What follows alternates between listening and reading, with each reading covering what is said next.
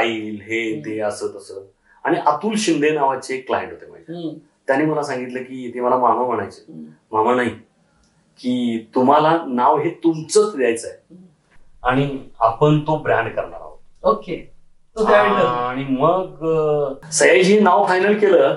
आणि मग बरं, Sayaji hairdresser, Sayaji salon, Sayaji salon, नाही म्हणजे थांबा काहीतरी वेगळं करूया. आणि मग त्यांनी सुचवलं मला Sayaji hair and beauty concept. आणि मग स्पा, पार्लर, सलून हे सगळं बाजूला पडलं आणि Sayaji hair and beauty concept नावाचं ते सलून 2014ला सुरू झालं नोव्हेंबर. म्हणजे खरं तर मला असं वाटतं की या आपल्या तरुण मित्रांनी हा जरूर धडा घ्यावा की आपल्याला आपण ब्रँडिंग कसं करतो स्वतःच सुरुवातीपासून. बरोबर.